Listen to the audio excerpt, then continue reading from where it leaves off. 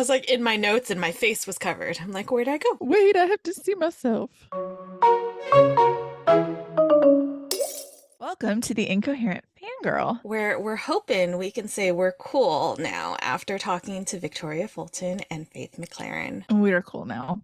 I'm Mandy of Base Camp. And I'm Karin of Starkthorn Castle. Welcome, welcome. You're from If Tony Stark was in a fantasy? No, no, No. no. Welcome for All another right. episode. Back Yeah, again. back again. Now she's going to say some bad things. I'm so sorry. I'm so sorry. In our timeline, it is currently April 20th, aka my baby brother's birthday. Happy birthday. Happy birthday. And in y'all's timeline, it is the end of the frickin' month, April 28th. Hate it. What I don't the like hell? this. Do not like that. Not a fan. Not a Nope. fan. Don't like it even a little bit. How? 4 months into the year already? How? Why? No, time is a lie.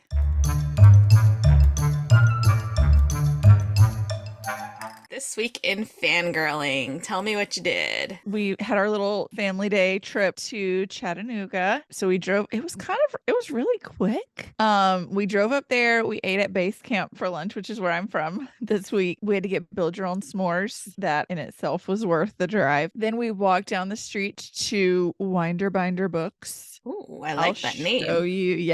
I'll show you what I got from them a little bit later. We did our whole, we just shopped and ate. And then we stopped in Decatur on the way back at Pure Taqueria. Everybody hated their food but me. Mine was delicious.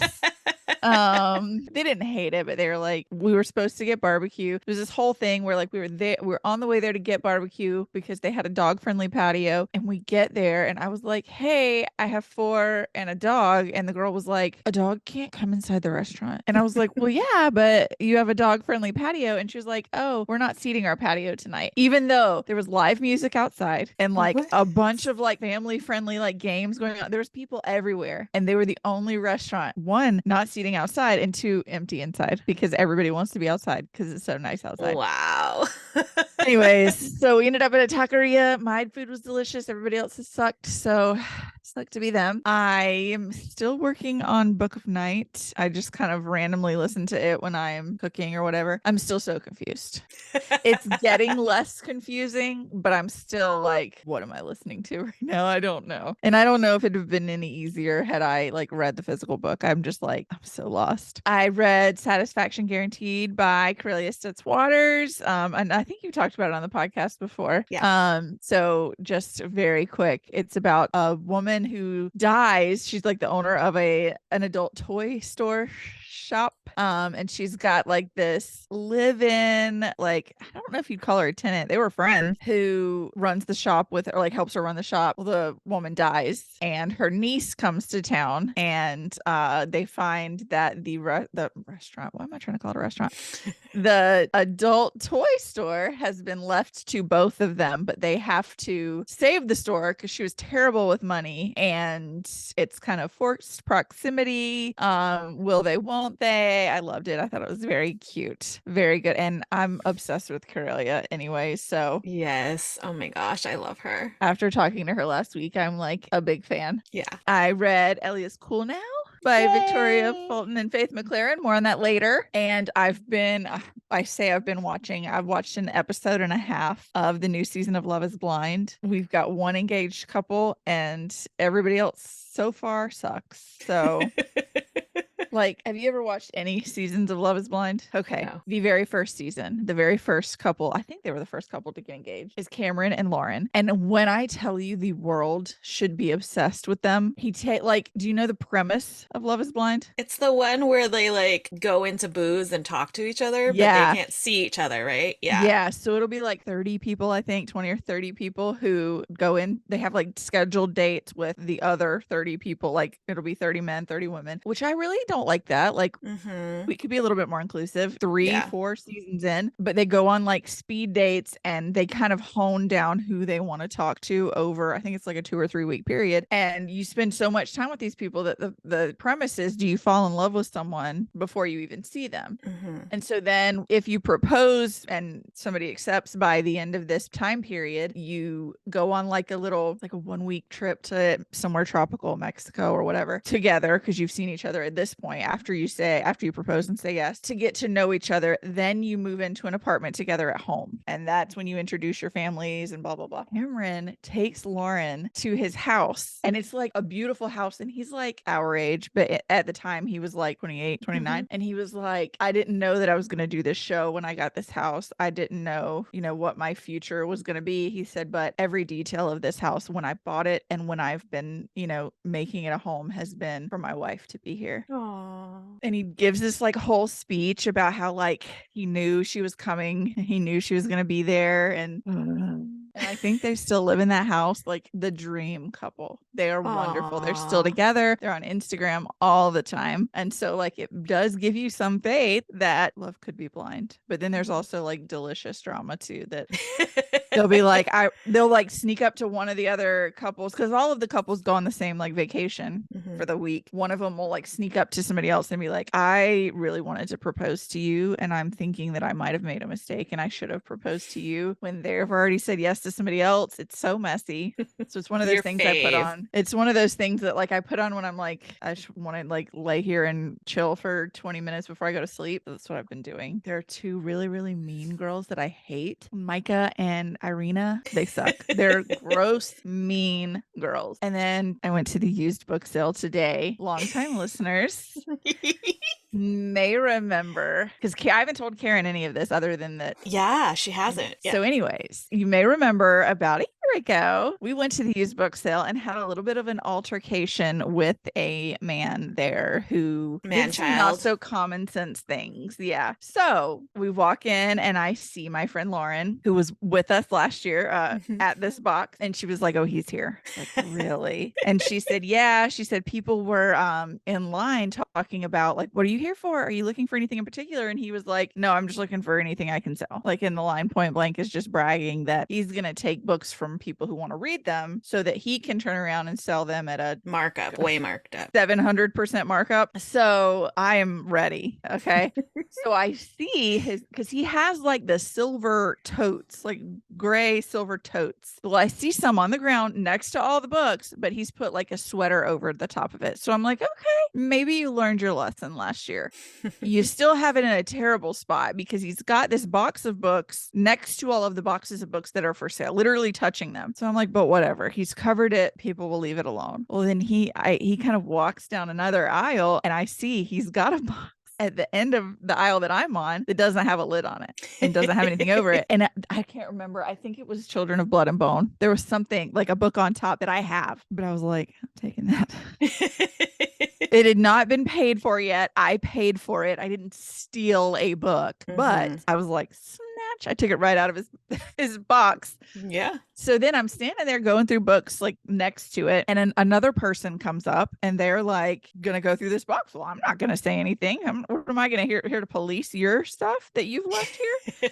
Not visible that it's sold or claimed. So of course he comes barreling up. Yeah, if they're in the tote, they're obviously sold. And she did the same thing I did last year where she was like, oh, I'm sorry. And he like snatches it up and like really aggressively starts to walk away. So I just leaned in and I was like, listen, he did the same thing last year. He brought the same dusty energy. He's just an asshole. Don't worry about him. And he looked back at me and like I'm like, would you like to please say something else? Please say something. And he just kind of finally turns and walks away. And I think that was my only interaction with him today. I did see there were two little boys there last year that he shoved out of the way. They were still there. I never saw him go near them this time. Obviously, he doesn't know who those kids are, but they were still just as excited about Rick Riordan and Percy Jackson books this year as they were last year. And I just wanted to cry. Oh. Like, they made me so happy. They made me so proud. Like, I love to see little kids Yes. excited about books. I do think that I'm going to reach out to the Friends of the Library and let them know that there has been a reseller, which you're allowed to be a reseller. I'm Mm-hmm. not knocking that, but that there has been someone coming to this event that we all paid to get into Mm-hmm. who is being incredibly aggressive to Mm-hmm. other attendees. He's leaving open boxes of books in the middle of open boxes of books and then coming in instead of just saying, okay, so this was my fault. I see why, I see why it looks this way. I did pick these already and I do plan to buy these. So I'm sorry this box isn't available anymore. That's what you should do. Like Or on that's the the other energy. hand, yeah, like there's plenty of people there who have the same thing. They have totes or they have boxes and they move them Yeah, to the keep them with walls you. Yeah, away from where exactly. everybody else is or where everything else is being sold. Like Yeah. it's not fucking hard, dude. No, and it's the energy you bring. Because if he had said, "Oh my gosh, I was such an Mhm. idiot. I left this here," even when he said, "Hey, if they're in the tote, they're sold," to me, I would, and I started to apologize until Yeah. last year he told us, "Use your common sense," and then it's like, No, you use your common sense, you idiot. I am not about to be spoken to that way by Mm-hmm. some middle-aged, sagging man. Get away Mm-hmm. from me. Step away. Mm-hmm. So he was there. I did get a photo for the Friends of the Library. Obviously, I'm not going to post this man's face. Right. But I do think that I'm going to let them know because I paid to be there just as much as you did. I Mm-hmm. have just of a right. The person who didn't know that these were your precious books, have just of a right to be there. And the way that he treats people is not the vibe. It's not what we're No, going for. not at all. Not at all. No. But more on the used book sale later because I have so much stuff to show you. Oh, I'm so excited. What did you do this week? So I read a lot this week. I had 5 arcs that published on Tuesday, that I Ugh. hadn't read yet. I got through 3 of the 5. So the first one I read is The Cherished by Patricia Ward. You've got Jo, who is like a teenager. She lives with her mom and her stepdad. Her estranged grandmother on her dad's side dies, and she wills Jo her land and her house. And she says she's not allowed to sell it, like ever. And Jo's like, okay. And her mom's like, Can you do absolutely. that? Probably not legally, but she Okay. puts it in her will and I'm all just of like, that. what? Yeah, I don't, probably not legally. But Jo is Yeah. like, I can't wait to get out of here. That sounds like it'll be a place that I can go after I turn 18 to like escape. But her Yeah. mom and her stepdad are like, absolutely not. We're cleaning it up. We're getting it sold. But obviously they can't do anything because she owns it. They And can't do that either. yeah. Yeah. And so her and her mom drive to this house and to like get it all cleaned up and everything to sell. Her mom is very pregnant. So it's a little insane because I would not have done this. They had to drive several hours and yeah. Anyways, so when they get to the house, they find that the tenants that like are living on the property, her grandmother had like put in her will that there was a trust that would continue to like pay for their living expenses or whatnot. And so they meet the tenants. The tenants seem a little bit off. Jo kind of feels like there's like a dark presence in the area on the land. And then she starts having like these dreams that she feels are memories of like the time when she was in her childhood when her dad actually took her to this house that she could not remember. And these memories are making her kind of reconsider like maybe my dad wasn't as crazy as everybody was saying. And there's a little bit of like a supernatural element to it. It's been compared to, or in the synopsis that I read, it was kind of likened to Midsommar, the film starring Florence Pugh, which Mhm. is kind of like a horror thriller. And I was kind of expecting that same vibe. And it does that to an extent, but it never felt like super high stakes. Like something Right. felt off about it, but I never felt like, oh man, y'all are I'm gonna about to chew get my fingernails off. yeah, Yeah. like I wasn't nervous, but it was decent. It had like horror-esque vibes. It was less thrillery and more mystery to me. me, Mhm. but it was decent. Like the writing was good. I don't have any complaints about it. I it was fun, and there were some things that I like started guessing as it was going along. So yeah, I liked it. And then I read Damsel by Evelyn Sky, which is there is a film coming out in October from Netflix starring Millie Bobby Brown, and this Mhm. book is based off of the film. So they wrote like the initial screenplay. They're like, hey, we want to expand this world. Let's find an author to write a book. And so they approached Evelyn. She was like, yes. And so she wrote this book. And They so did it's that a, with Crimson Peak. oh, yeah. Crimson Peak is a book based on a movie. Yeah. Okay. That has your man in it, doesn't it? Hiddleston? Yep, that's why I watched it, and then that's why I got the book like the next day. I was like, "Give me that audiobook. Oh my God, I love Give it. me it." So, Damsel follows Elodie, who is the daughter of a duke of a like drought-ridden land called Enofi. And then one day she receives a marriage proposal from Prince Henry, who is the prince of the very rich land Auria. And so she's like, I'm going to accept it because they're going to be able to help provide for my land and I would do anything for my people. Like she is definitely like the kind Mhm. of ruler you want in place. Right. And so then her and her family travel to Auria. And once they get there, she's kind of like having some doubts about this, but she's like, no, like Henry seems cool. Like the wealth of this land can really help our land. I've got to do this for my people. And she's like, maybe, as we get to know each other more, I'll actually fall in love with him, kind of thing. So she was like Mhm. all in. So then they get married, and she finds out that it's more of a marriage of convenience for them,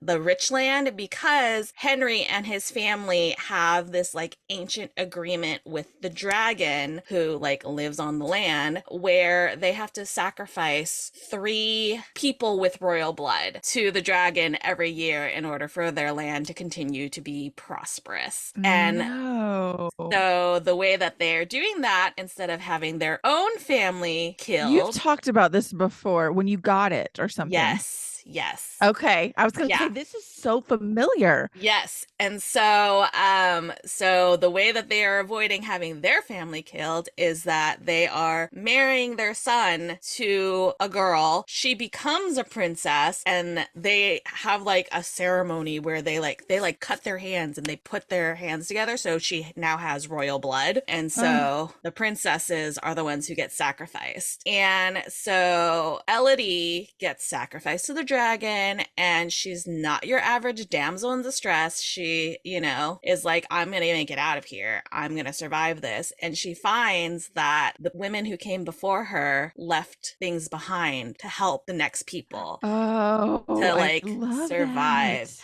And so it's really, really good. I Oh, I'll have love to read Evelyn's that. writing. Yeah, I love Evelyn's writing. So I was already expecting it to be good, and it just exceeded expectations. I love it. And I can't wait for the film to come out in October to kind of compare and contrast book to film, even though Right. it's like film to book. I'm sure that the book is probably going to be more expansive than the movie, obviously, because there's only so much you can do with the movie. But yeah, I really liked it, and I loved the ending so much. So much. So I highly can't wait. recommend. Yeah, I'm gonna have to read that. Yeah, definitely for sure. Oh, and one thing about it is that Evelyn, her 13-year-old daughter, created a whole new language for this book, for the dragons. So the dragons Oh. have their own language, and it's not like she didn't just throw things together. Like it's well thought out. There's grammatical structure, there's syntax, there's like literally the end of the book has like 4 appendices for you to like learn about the language. It is so That's like cool. how you can learn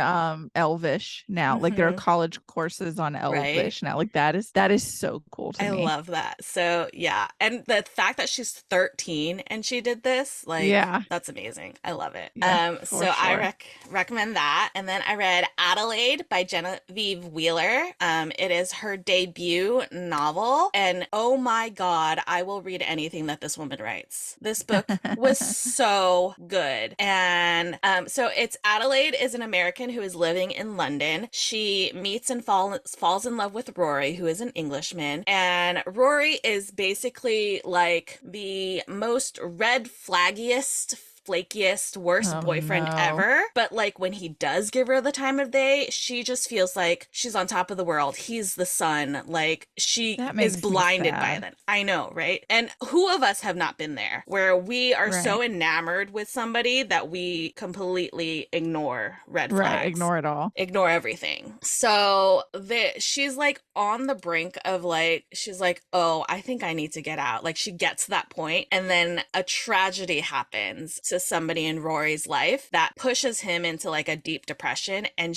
Adelaide is like, I love him too much to let him stay there. And so she's doing everything in her power to hold him together, even as she's kind of like losing herself and falling apart. And this book is such, it's about mental health, and it's Yeah. about grief, and it's about taking care of yourself. And if anybody needs to understand me better, just read this book, because I am basically Adelaide. Like Yeah. it's so well done. It's so well done. It's amazing, and it's so raw. Like I've never read anything that involves mental health in this way. It's so good. Yeah. So highly, highly Okay. recommend. And I'm like, I will read anything that this woman writes. It was so good. And then I read, so one of the arcs that published this Tuesday that I didn't read before Pub Day was book 3 of a series, which I had not read the first 2 books of, and I know you would have read it anyways, even though because they're Oh, like I thought you were series of gonna say standalones. I thought you were No, gonna say you didn't. I read I was them. like, who are you? Of course I read them. Who do you think I am? So book 1, The Wisteria Society of Lady Scoundrels by India Holton. Cecilia is a proper lady, but she's also a thief. Things are going well, except for the Wisteria Society won't make her a full member, and she's just like, what the heck? I have done everything. But then the men show up, and oh my gosh, Oh, I'm of so course they shocked. do. Everything goes to hell because men show up. Ned is immediately smitten with Cecilia. Problem is that he's been hired to kill her. Whoops. But then when his boss kidnaps the entire Wisteria Society, Cecilia and Ned have to team up in order to save them, which includes her aunt. And maybe, just maybe, they'll finally realize how much of a scoundrel she really is, and they'll let her in as a full member. This is like the chaotic pirate story that I didn't know I needed, because they're like, I don't know how to explain it. Like it makes no sense, and yet it makes perfect sense. Like Yeah. I'm sitting here listening to this book, and I'm like, this is so chaotic and I don't understand, but at the And I'm same here time, for it though. this is perfection. It's so good. It's hilarious, it's funny, and I loved it. The second book is The League of Gentlewomen Witches, which follows Charlotte, who may or may not be a witch if witches existed. Spoiler alert, she definitely is, and they definitely do. She's also prophesied to be the future leader of the League of Gentlewomen Witches, you know, if the society existed. Right. And when a long lost amulet of their founder is like recovered and found and is put into a museum, she and literally everybody else in the witch and pirate society goes to steal it. And then one of these thieves is Alex, who is a pirate. Pirates and witches do not get along. And so somebody takes it who is like the scourge of both pirates and witches. Like they're all kind of like, oh no, she's the worst. And so now they're all ganging up on her. And so Charlotte hitches a ride in Alex's house. And did I mention that pirate houses fly? Like they fly. That's part of the magic You did and the not, and chaos. that's Yeah. a little bit of a pertinent thing to Well, you know, it did not seem pertinent for book 1, but in the second book, because Charlotte and I want a Alex, pirate house. it's fascinating. I was like, Yeah. like an up, but no, it's just like magic. The houses just fly. Like instead of cars, they take houses. But anyways, Charlotte hitches a ride on Alex's house, and they chase after the locket, and it's a romance. So you know, things happen. I love it. I love it. And then book 3, which I just finished today, is The Secret Society of Tea and Treason. It follows Alice and Daniel, who are secret agents that are like part of an agency that is like secret underground agency of London. Like nobody knows they exist, not even like the London government. And they're secret agents that go undercover as household staff in like pirate and witch households in order to like keep an eye on them. It's the weirdest concept ever. Um, they get assigned to go their like next mission. They usually work alone, but they get assigned to this mission together, and they have to get fake married and pretend to be pirates in order to go to a pirate party where supposedly there's going to be this big weapon that's going to be used to kill the queen. And so they have to go steal it before the other pirates steal it because it's a terrible weapon. I told you, it's chaos. It makes no Yeah, sense, it but it is makes pretty all the sense. chaos. And there's only one bed, and there's pining, and there's Ah, literary references galore. love it. And these two are like, did you ever watch Big Bang Theory? Of course I watch Big Bang Theory. I'm a millennial. Who do you think I am?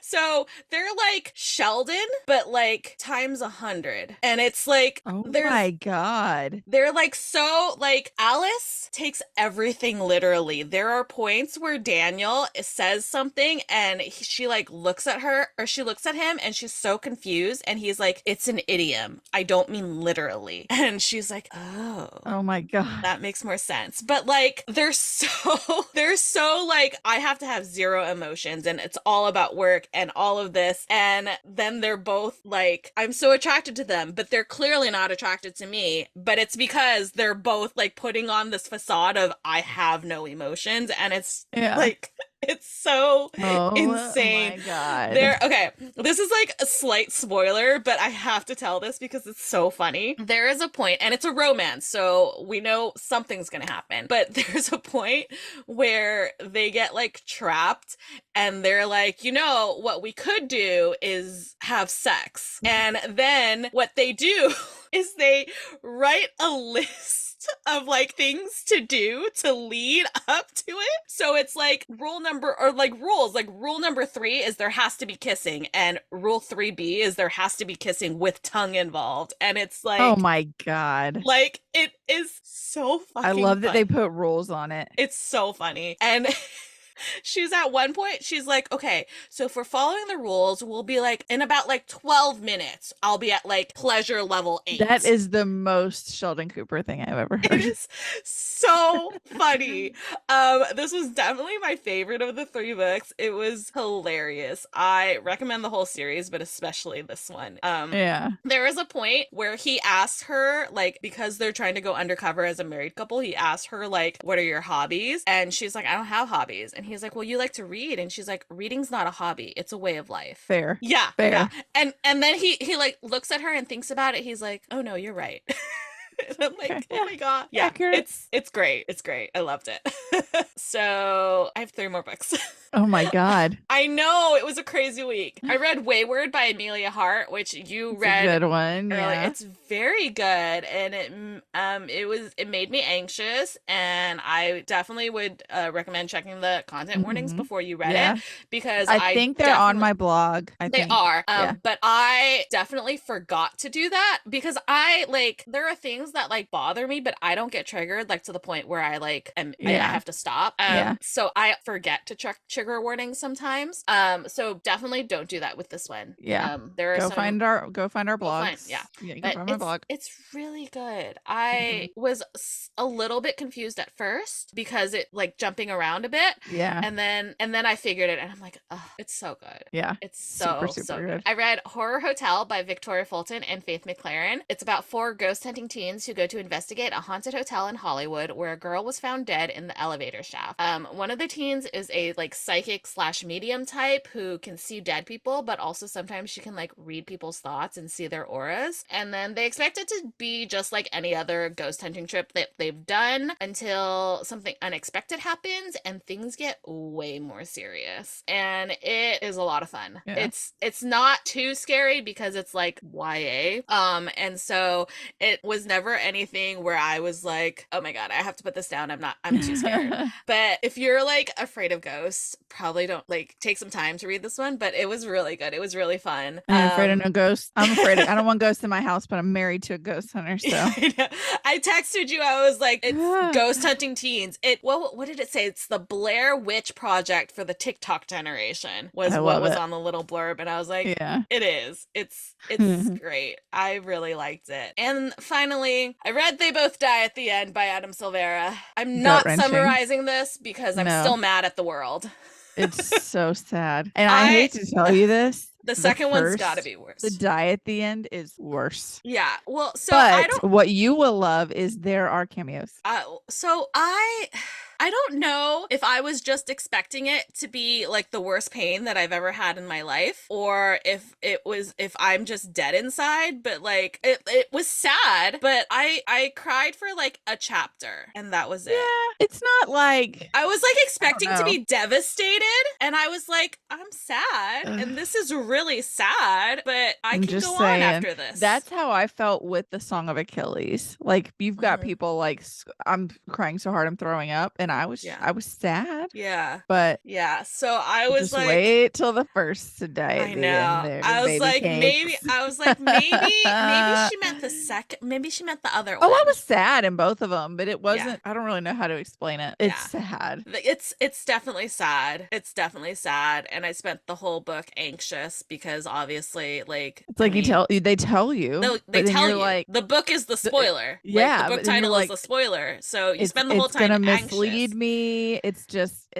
it's a way to trick you. No, Yeah. it's not. No, no, it's Spoiler not. alert. It's not a It's spoiler alert. it's It is a yeah. spoiler alert. Like, but and then you say that and people still don't believe you. No, I didn't And it's believe it like when I was reading it. I was like, there's no, I have to remember the title of the book. Like Yep. I can't forget. And maybe that's part of it is like I was like, I need to remember they both die at the end. They both die at Yep. the end.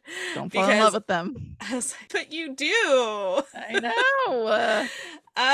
Damn you, Silvera. I know. There was one So point where good. I texted you and I'm like, if this happens, I'm throwing my book at him when I meet him on Friday. Yep. And I was like, okay, he's safe for now. Yeah. Yeah. This did not happen.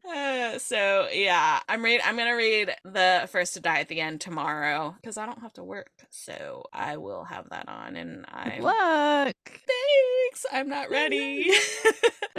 So that's everything we read. I did watch Jeremy Renner's new show, Renovations, on Disney Plus, and basically he is like a public vehicle hoarder, and he turns these public vehicles into something else for communities in need because he'll do anything for kids, and I love that man. Love And him. he is Treasure. seriously. He was on I think Jimmy Kimmel Is it Live. the cameo video? That was funny. No, Yeah. but what I was gonna say, he was talking about the show, and he's like, "I'll do anything for a kid," and Jimmy's like, "You did. You got crushed by a snow Yeah. flying machine." He's like, I did do that." And I'm like, "Bro, like, I saw a video of him walking a red carpet with his cane. It was like, yeah, yes, sir, that was walk his. that red carpet. That was his. It was for Renovations. It was his first red Yeah. carpet appearance since the accident, and like the fact that he broke over 35 bones, and it is like Is able to walk at all. he's yeah, and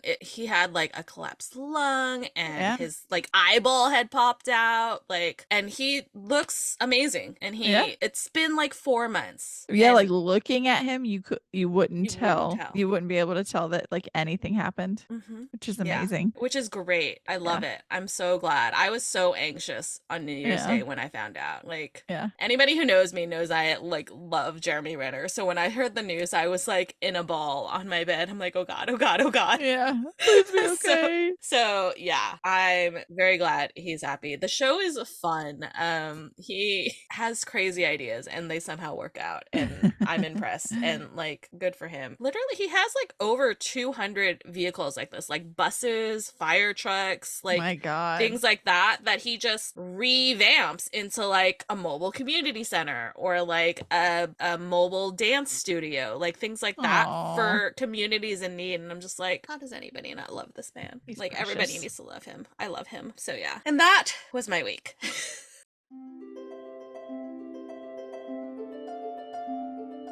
Do you have a fictional boyfriend from all of that, or do you have 17?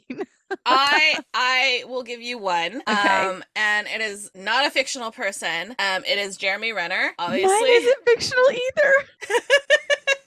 It's fictional, but it's not fictional.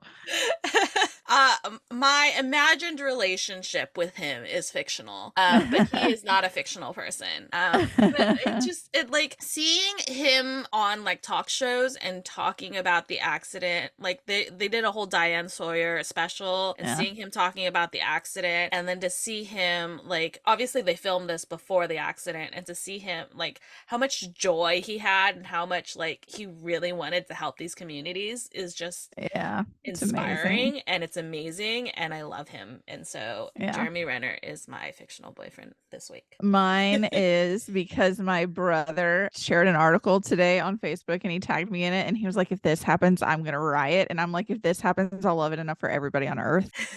It is the Adam Driver's in final talks to play Reed Richards. So we're gonna go with Adam Driver this week because I want nothing more than him to be in the MCU and like a long-standing member of the MCU. Give me that now.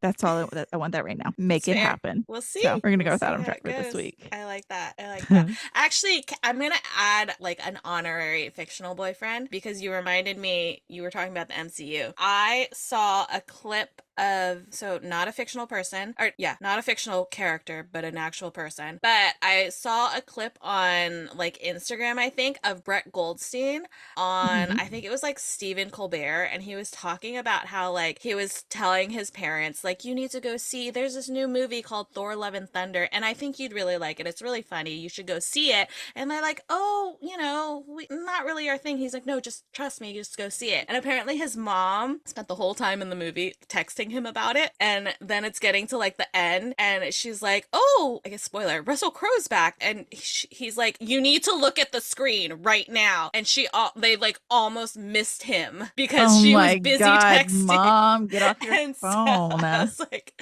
first of all, you shouldn't be texting through a movie unless you have the little cubby like I do where Yeah. nobody can see you. But second of all, he's in the movie for like 4 seconds. So like you need Yeah. to pay. Like they almost didn't know he was in the movie because That she was is so amazing. She spent all of her time watching this movie to be like, why would you send me here? I don't get it. Because she missed So it. Brett Goldstein, I love him. Yeah. Yeah, so my other fictional boyfriend this week. Gotcha. Where did your money go? Are I you can't wait ready to for see. this? I've been waiting all day for this. Okay. All day. So I'm going to make you wait a little bit longer. First, I hate you. we went to Winder Binder on Saturday. So I got a candle that says Haunted Bookstore. Oh, of Because course. I mean, my house, it has to. And it smells so good. I don't know what it smells like, but I'm not other good than with scents. delicious. I'm not either. I got my baby niece a book, The Monster ABCs. Aw, So it's got like a that's so bunch of little cute. like ogre and pumpkinhead, mummy and necromancer, enchantress. And I really appreciated this one. F is for Frankenstein's monster. This is not Yes. Frankenstein. Yes. Frankenstein is the doctor. This Yes. is Frankenstein's monster. Yes. They got it right. I was thrilled. I was Yes. like, we're buying it on this alone. Absolutely. Yes. Yeah. I got Legends and Lattes. Ooh. I got one for my enemy by Olivia Blake. Oh, Legends and Lattes by Travis Baldry. Is that all I got? Oh no, I got this. I was gonna say I got 4 books. I had to have my husband bring this upstairs to me because I forgot and we were recording.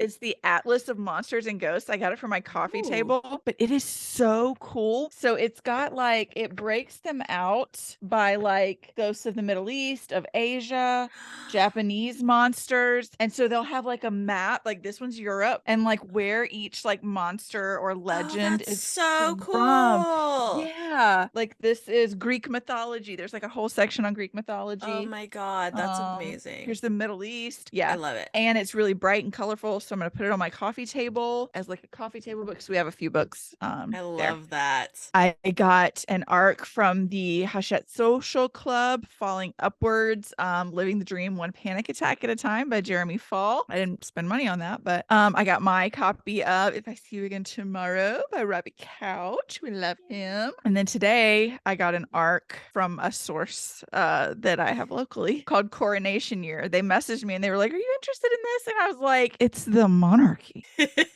of England. Yes, interested in that. Are you kidding? The British royals? I'm not interested in the future of them right now, but yes. Then I got a little belt bag from Bookish Goods. So Ooh, you can wear it around your chest. But what I really liked is inside it says read more books. always, And it like always. fits like a Kindle or a small book. And like I had like my AirPods and lip Yay. balm and stuff in it while I was shopping I today love that. for everything else that I'm looking at now.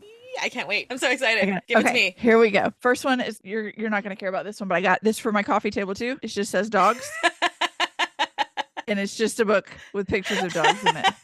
I love it. We're a dog house. I have other books about just dogs that are decor. These next two are for my baby niece again. How to Catch a Mermaid. Oh, that's so pretty and shiny. I know, and this one is too. The Daring Book for Girls. So it tells you Ooh. how to make friendship bracelets, how to be a spy, Oh, not to change yourself for yes. boys, but if you like boys, that's okay. Be kind to everyone. How to make a scooter, how to make a garland of ivy around your head. Love I it. love it. You would have been very proud of me with this. I realized that I did not have physical copies of Aragon, like the Oh. Aragon series. And so I was Mhm. like, well, I'll get them while I'm there. So I found all three, but two of them were hardback and one was paperback. So I left the paperback and I'm just going to get the hardback later for the second one. So I got Aragon and Brissinger. I've got to get Eldest. And I think I do have, he brought out, I can't remember what it's called now, the fourth. It's like I think it's a companion book. I can't remember, but I have it because I got it at Barnes and Noble signed. I can't really remember. I I don't can't have a, believe you did that. you're welcome. I was like, I can't show her. It'll I'll break me. never hear the end of it. Break me. I've heard of this series, but I haven't read them.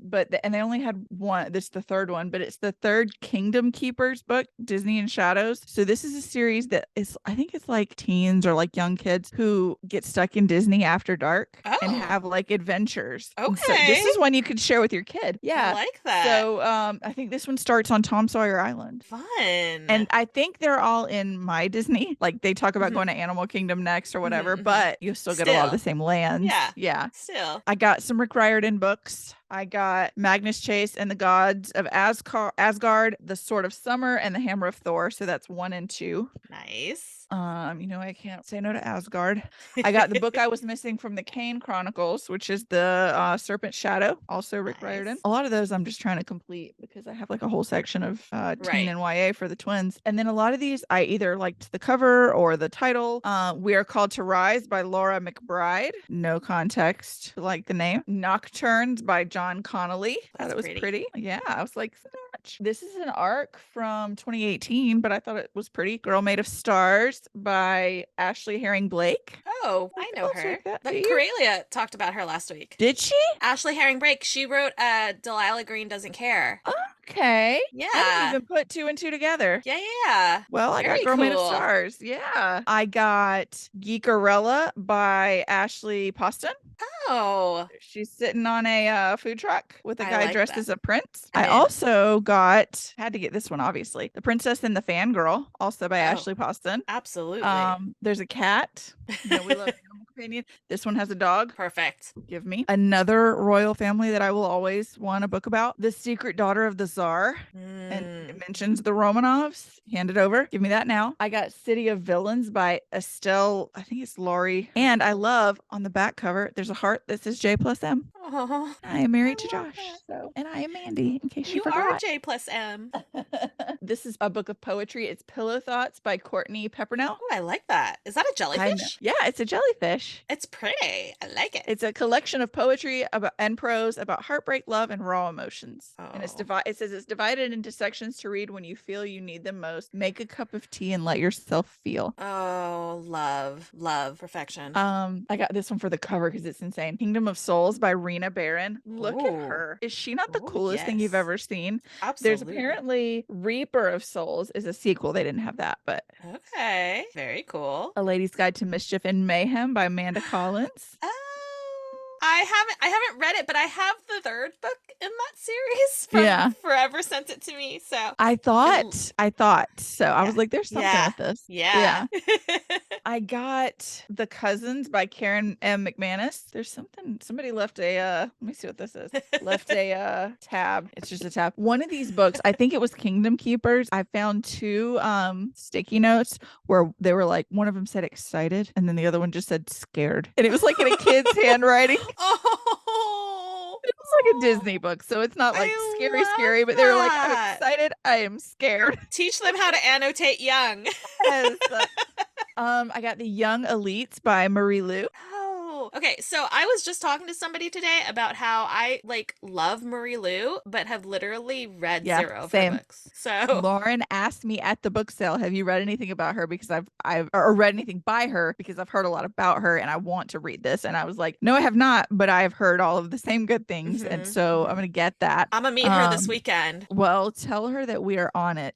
That we're Yes, gonna be reading we're working on it. We're her working on stuff. it. I got Sorry I Missed You by Susie Kraus. Oh, I like that. Like it's got like a fun gang on the Yeah. cover. The Women of Chateau Lafayette by Stephanie Dre. And on the cover, it says that Kate Quinn, who wrote, I think she wrote the Rose, is it called the The Rose Rose Code? Code. I haven't even read the Rose Code, but I know that I will love it when I get to it. But if she recommends this book, I know I'll like it. I'm glad I'm not the only one. I don't know why. Like I saw the Rose Code and I immediately was drawn to it, and I think now I I'm like, have it, but I haven't yeah, read it yet. I think I have it too. But now I'm like a Yeah. Kate Quinn fangirl, even though Yeah. I It's haven't like, read it. I'm I in. trust you, girl. Let's Yeah. do it.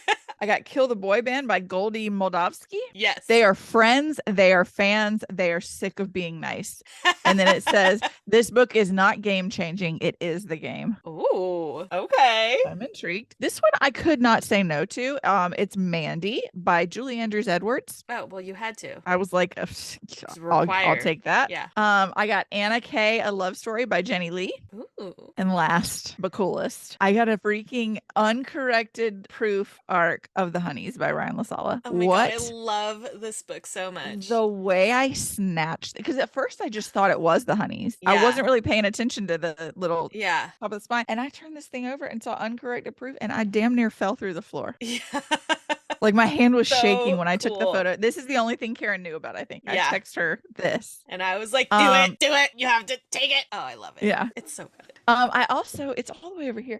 It's a 1960s. So it was 50 cents. And if these are not accurate, I will throw it away so no one else is subjected to it. But it was so beautiful. It says it's Chinese fairy tales. Ooh. And the illustrator is Jean Yi Wang. So I hope that Jean Yi would not be involved again in the 60s with something that's not accurate. But if these are not accurate stories, then I will throw it away because I know it looks pretty. It's gorgeous though, and it's got so a note inside that says Merry Christmas to Charles Wesley Pappas, 1967 in Germany. Whoa. So this is from the 60s. Wow. And I was like, I mean, if these are accurate stories, then I want to read them all, especially with how like I could learn so much. That's so cool. Yeah, I thought it was pretty. I was like, I could learn, I always want to learn things that I don't know. Oh yeah. And it's beautiful and smells like an old book, which I love. Best. I think that's where all my money went. I did buy the twins. So I got my mom and my books. So she got just about as many books as I did, and our total was like $75. And then I was gonna make a joke. I was like, oh, and then you spent $5 on all of that. I know. I mean, if you think about it, when the twins and I went, they each got like 6 or 7 books. And so I was like, how much do you think we're about to spend? And one of them was like, I think I spent $20. And then the other one was like, I was like, what do you think we spent together? And they were like 50, 70. We got up there and our total for like 15 books was $20. You said 20. I was like, that's your total. Yeah, that's your total. I love it. On Saturday, they will be half off, but the resellers this year were on another level. So like when I went back, a lot of it had been picked through and like all of the good things were gone and all of the boxes on the floor were like on the tables. So they went through them. They went through them way faster than previous years. Yeah. My sister-in-law, they're not married, but essentially she's my sister-in-law, was there longer than my mom and I were, or later. her. We got there earlier than her. But she said that the people in front of her had bought 200 books and that they were bragging about reselling. And so like when you think about even if there are 90,000 books, if you've got a bunch of Yeah. people who are going to resell buying 200 plus, they're going to go quick. Yeah. So it is fun. Yay. Oh my gosh. Talk about Until next skyscraper. year. I know. I've got 3 skyscrapers around me now. I love it. I Where did your money go? Well, I got Wanda. Oh, Wanda. A Wanda Funko. She glows in the dark. I think it's the headband and maybe her outfit. She's out of the box because I needed to find a place for her, and I haven't yet. So here she is. Have you seen what people are doing with the lamp from Target? Yes. That is so cool. They get like the It's black light very cool. bulb. Did you send? I think you sent it to me. I might I have. think so. It was But like yeah, all it the is Funkos very she has. cool. And it's like a $12 lamp. And I think Yeah. it's like small real estate Yeah. wise. Yeah, it looks really cool. So I might do that. I don't know. We'll see. Yeah. But so I got Wanda, and then the rest are books. Seeing a Funko out of the box in your hand was kind of scary. So the only reason that mine aren't all out of the box is because I haven't found space for them. Okay, so Like, you don't care I'm about the not, box. no, I'm Okay. not up in box. Like I have the box, like I'm looking up, my Wanda collection is there, and I have the boxes behind the pops, but they're all Okay. out. Yeah. So Gotcha. I like having them out because I then do you can too. see how cool they are. Like they're very cool. Yeah. So yeah. But anyways, so I got the Fairy Loot edition of Alone with You in the Ether by Olivia Blake. It's very It's a pretty. good book. I I can't wait for you to read that one. I'm very excited about it. And then here is the naked hardback. It's very Pretty. pretty. The only thing is, and I don't know if this is intentional or not, I need to email Fairy Loot, but let me open it. So this is the title page. I don't like that. It's That makes me backwards, feel right? weird things. Right? That I don't like I that. know.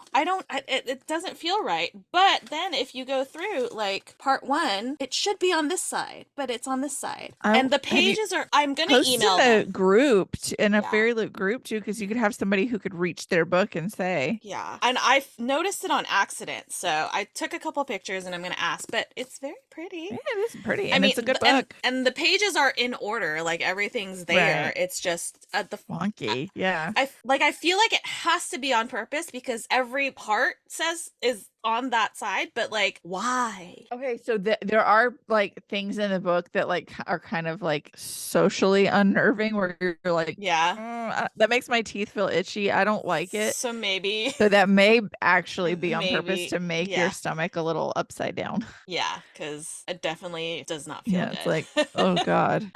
Yeah. And so then next I got a couple things from Hachette Social Club. I got a finished copy of The Wake Up, Closing the Gap Between Good Intentions and Real Change by Michelle Mijun Kim. And the description is not on here, but when I read the description, it sounded really good. So I got that. And I got an arc of Book of Queens, the true story of the Middle Eastern horsewomen who fought the war on terror by Pardis Mahdavi. I'm sorry if I'm saying that wrong, but it sounds really interesting. And I feel like these are people that we should know about. Yes. I like something Corelia said last week where she said, this is pronounced with respect, even if I'm pronouncing it wrong. I loved that. Always with respect. Yes, we always try. I try my best. We're ignorant Americans over here. We are, really. And then I bought a copy of That Wasn't in the Script by Sarah Ainsley, our friend. I love her. I bought a hardcover because I was like, I don't know why.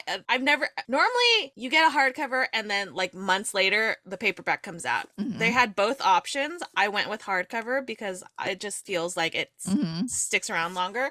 But you can see the formatting is not correct because her name is cut off. There's no dust jacket. It's just printed on the hardback. And so when Sarah got this, she was like, absolutely not.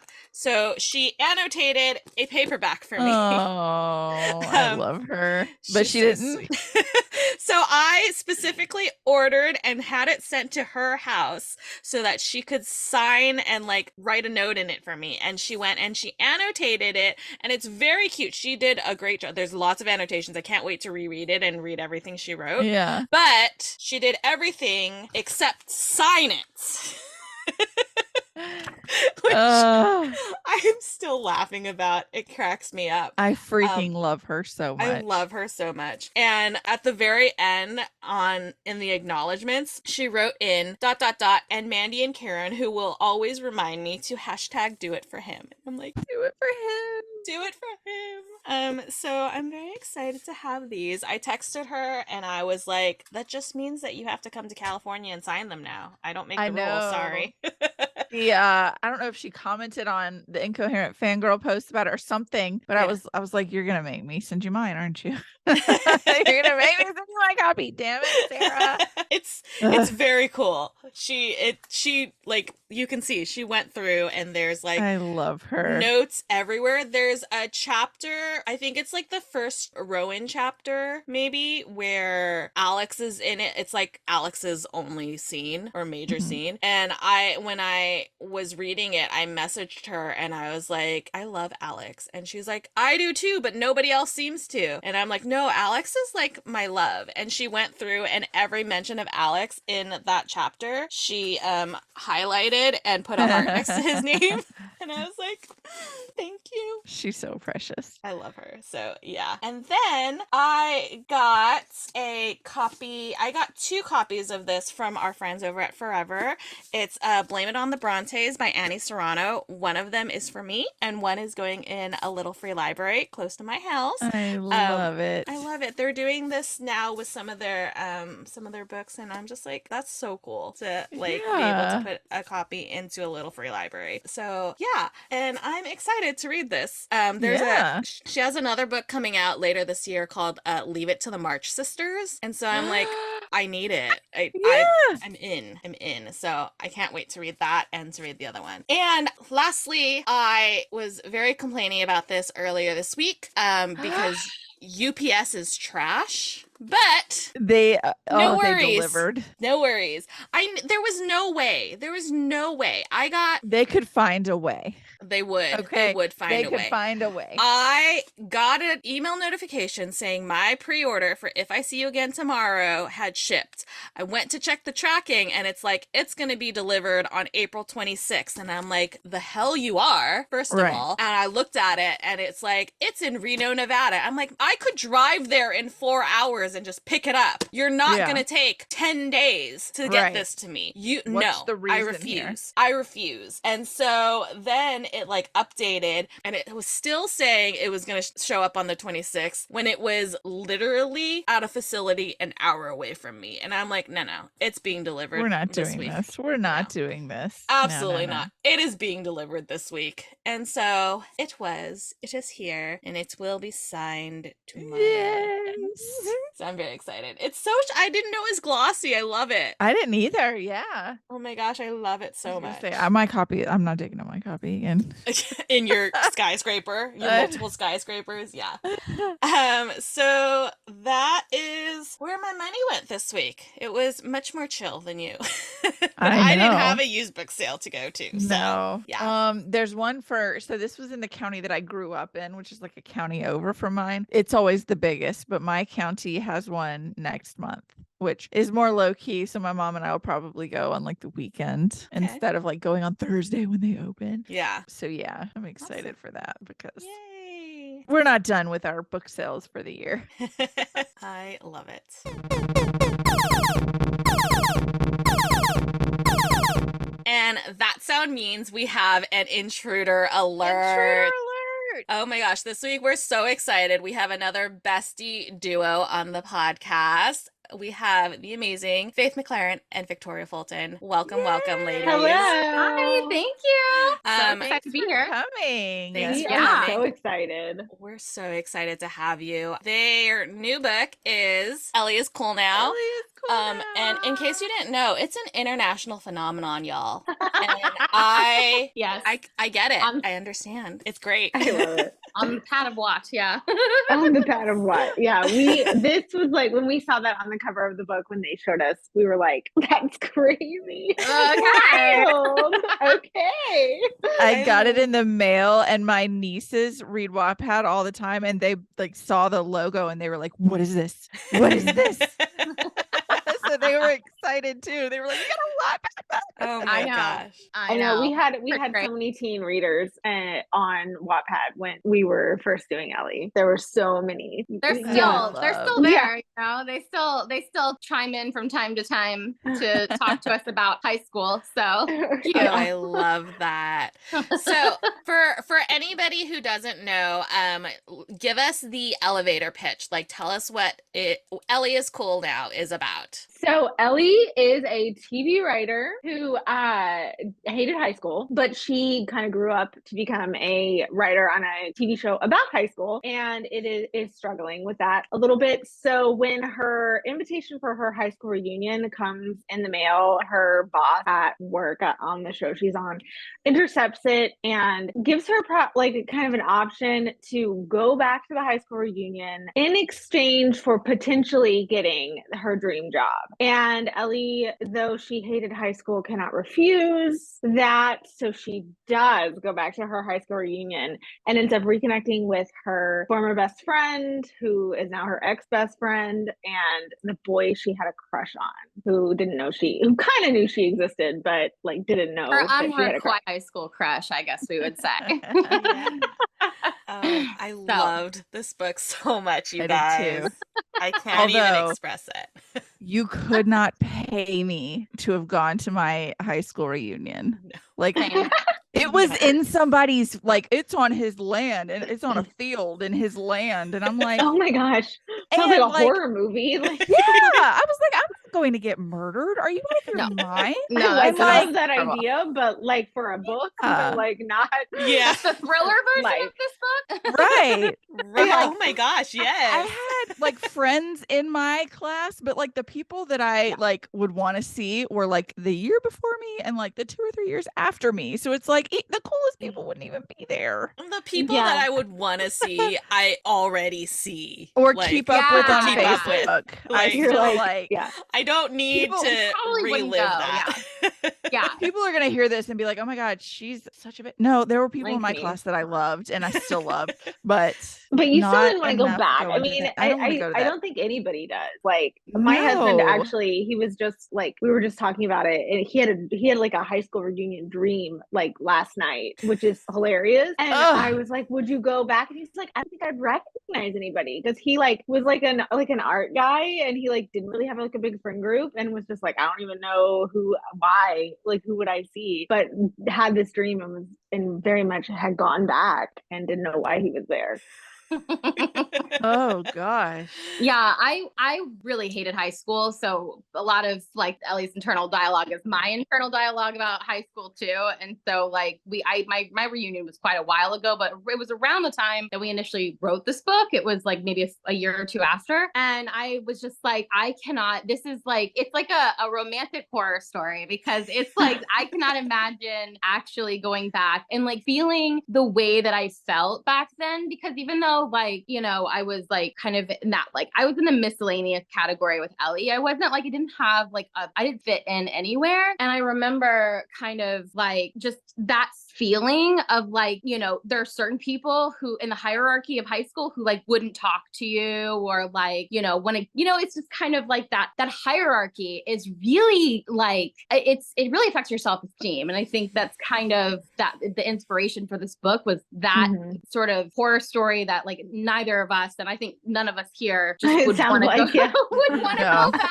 and No. experience that feeling again. Yeah. No. No matter how far removed you are from it, like it's been over a decade now, and it's still Yeah. like the second I step back there, I know I'm gonna be that kid again, and I don't ever Yes. want to be her again. I don't ever Well, want to be her again. It was actually something that my mom told me, because my mom went to like, I don't even know what year it was. It was many years of high school, being outside of high school. There was a high school reunion. I think like she was in her 60s when she went. And like, she was like, they all clicked back up. Like all the cliques reformed. No. And you're like, you're 60 and like you're clicked. And I was like, I can't do it. I can't do it. No. No. Oh, I I'll just never got do it. anxiety just like thinking about that. Oh, I know. So you kind of answered one of my questions, is that I want to know like about y'all's high school experiences, because I was also miscellaneous, but we didn't have like, it wasn't so much clicky. It was just like you had like your little friend group, and the people would talk to you. Like it wasn't, nobody was rude to each other, but it was just kind of like, this is who I'm Oh hanging out with on the my girl. weekend. My high school was Mean Girls USA. Oh, Like it was no. clicky. I went to kind of like a very suburban, like my zip code was sort of like, I don't know, it was like a kind of like a wealthier zip code. I wasn't, but like quite a few people were. And it was so clicky and everybody was so mean and backstabby. And you would hear these stories about these girls who like they were like friends, but they hated each other. And it was all of that like typical, like it was literally like stuff from the TV, like stuff from movies. Like it was just like that. I'm so sorry. I had like I was like polar opposite. So I did not love high school, but I was homeschooled. So I went to high school for like, I think like up until like winter break of ninth grade, but I was getting into a lot of trouble in high school. And kind of a Roxy vibe. Yeah, a little bit of that like Roxy energy coming in. And my parents finally were just like, we are so tired of coming up here. And like and there was like no sign of changing, like no sign of like, and it wasn't like my troublemaking was like talking back to teachers and like really going in, like protesting things, like it was like really, I wasn't like partying, but I was like, if there was somebody telling me what to do, I was just like, if I don't want to do that, I'm not going to do it. And that was kind of the energy. And they apparently don't like for you to do that in high school. And I was like, that's not going to change. So, and my parents finally were just like, we're just going to come bring you back after like a really bad situation where I like in school suspension, like for like fighting, like basically like fighting in class and like then fighting with my teacher about the course of events that played out. And so I didn't have a graduating class. It was me, but I had friends who were all in high school. So I had a big friend group that were all in different, like one was in a private school, one was like a jock at like the high school that was like the big high school in my town. And so I kind of like knew about the high school experience and was like on the fringe of that, but kind of I didn't actually go to experience it. I was at home and then going to parties and stuff, like, whatever, like stuff like that. But I mean, obviously I hated it because I got lucky. I got pulled out. Yeah. I got pulled out. Sure. Well, I mean, I don't know if it's like lucky. My parents were like, if we don't, she will probably end up in jail. Like that's like where this is headed. So Oh my God. That I is love amazing though. They were like, we have to keep our kid out of jail. We're just gonna have to let her do she's school. not gonna stop. Like it was like, she's not gonna stop. So we're just gonna remove. At least they were aware of it. It could have gone a really bad way. So at least they did something about it. Yeah, I mean, and it is what it is, but I do think it still influenced definitely like the writing of this book, because I obviously wasn't fitting in high school. Obviously, like my personality in high school's expectations did not align. And I think that's so much of what Ellie is about, is feeling like you don't, like where you are doesn't work for who you are. And like nobody understands that. And you need out, like, or you need space. Yeah, and I think that like that the classic story of like sort of the Romy and Michelle story is that, you were bullied and you were a lot of times people like treated you badly, and so that's kind of like the classic tale of high school, or Never Been Kissed, where she's like the same thing, she was bullied. And I feel like sometimes like we wanted to give some weight to the story of, also there's the story of like you just weren't able to be who you were, like you weren't able to have the full realization of who you are in high school sometimes. And I don't know, and I think that that's like another version of that story where it's like, maybe I didn't get bullied, or I wasn't like, I wasn't like unpopular popular or something, but it was like still I was kind of stuck crammed in with these like class of people who like, you know, weren't people that I chose. Right. Yeah. I always wish I could go like, because I will say I enjoyed high school. I did. I wish I could like relive it with the confidence that I have now. Yes. Yes. Like, because you're an insecure 17-year-old and you're like, everybody, you know, cares what shoes I have on. Everybody cares that my hair is frizzy or that my eyeliner looks weird. Yeah. And now, Yeah. like, if you could go back with the confidence of being in your 20s and 30s and beyond, Yeah. I would Yes. love that. I Yeah, would, it I would mean, have made it I so have much a easier. teenager and he is going into high school next year. And I'm just like, and then so he's in middle school right now. And it's just very much I'm constantly like, nobody is looking at you. I promise. Yeah. Like they're all thinking about how dumb they look. Like, Yeah. Yeah. and They're all what thinking you about are themselves. like, what other people are thinking of them. So, but the perspective, you just don't have it when you're, Yeah. because Right. you're like, everybody is clearly looking at me. I'm Yeah. ridiculous. Well, Like, and that's how teenagers are. They're like, I'm the center of the world. Everybody Yeah. is seeing what I'm doing. And it's funny that you say like you want to go back and relive it with like your confidence now. I feel like I'm trying to do that, but through my daughter. I'm like, Yep, here, have that all too. of my confidence so that you don't have to go Yeah. through Really what I smart. went through. I'm like, Yeah. let me project all of this onto you and you know, no trauma, it's fine. no, you're gonna be great. You'll be fine. You don't need to live I'm- through that trauma. I already did it. Yeah, I'm in the same boat with similar boat, not exactly the same, but I have two twin nieces that live here when their dad is deployed, which is every 2 months for 2 months at a time, and they are starting high school Oh my gosh. next school year as well. But they're very confident, and it's like Karin said, it's because like project on them like nobody cares, nobody's looking at you. My thing that I try to drill into them is I guess I'd call it the pennies theory with friends. I would rather have 4 quarters than 100 pennies. It's about quality over quantity. Pick good friends, be a good friend to them, and the rest of the Life will people be can be fuller. noise. Yes. Yeah. Yeah. And I think that's such a like that kind of like the be fry sense thing in Ellie is Cool Now. Like Yeah. I think that was born of like the like when you're in high school and you're young and you don't know who you are yet, like a lot of times you don't have good friends because you're not a good friend. And Yeah. that's something that you have to really kind of like grow into adulthood, where you're like, oh, I should probably like be a better person. Yeah. And then maybe I'll have better friends. They confided in me and I repeated it and I shouldn't have. Yeah. Or, you know, like I did the yes. shitty thing. Yeah. And I think that's a big lesson. That's sort of like that's a coming of age, like post high school thing that a lot of us learn. Cause like, you know, a lot of times like in movies too, you have the ride or die, like perks of being a wallflower friends, where it's like, you know, you have that group that you're like, we're gonna, you know, go, you know, bum around town and do crazy stuff and whatever. And like, I didn't have that like kind of until after high school. So I think that like, you know, so like that adds to this sort of like the idea that like high school, we make such a big deal in sort of pop culture about high school, but most people don't find out who they are and their group of friends and their people until after high school, or a lot of people. Just a moment in time. It's Yeah. just a Yeah. moment. It's just actually very short, 4 years. Yeah. Yeah. Yeah. Well, Feels and it's long, like but- it's school. Like you're Yeah. I'm kind of always like, you're also just really there to learn. Like you're my Right. child. Like I understand that it's a whole social dynamic happening, but like the reason you have to legally go is to learn.